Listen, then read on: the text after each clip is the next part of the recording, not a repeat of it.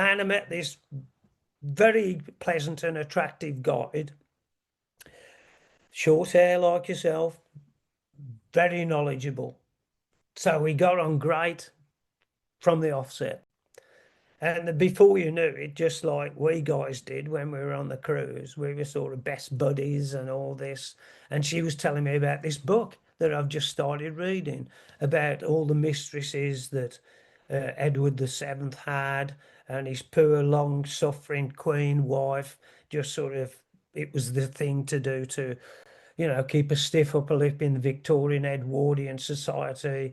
And that was what men did, that was what men did.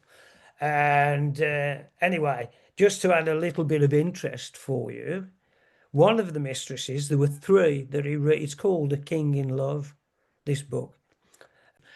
Basically, I started talking, she was going on about this book, and I said, oh, I'd love to read that. I said, would you be good enough to send me the author's name and the title of the book?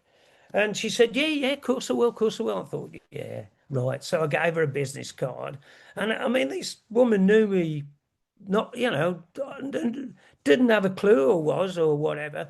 And about 2 days later, she sent me a little text. And her name was Helen. Hazel. Oh, Hazel. There you go. Hazel. Sorry, I'm terrible with women's names. You know me. He'll be calling you Karen. No, I always remember Kelly's name. I daresn't get that wrong. Leroy's told me, whatever you do, don't get her name wrong. No, it's lethal. Anyway, she sent me this little text, and I got this little book. There you go. And that's the book. That's the author, and it's about the Queen's or the King's great grandfather or whatever. Anyway, what I was going to tell you was how history goes round in a circle. Is one of the mistresses he adored.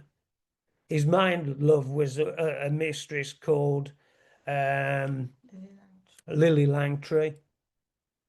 That was the love of his life. But he also had another two mistresses. I don't know where they get the energy from, these royals. He had another two mistresses. And the one mistress was called Alice Keppel. And Alice Keppel is the ancestor of Camilla. So there you go. History repeats itself. And Edward VII's love of his life, when he was Prince of Wales, was Alice Keppel. And of course, Charles, when he was Prince of Wales, the love of his life, when he wasn't forced into the marriage with good old Diana, God bless her, was an ancestor of Alice Keppel. So there you go.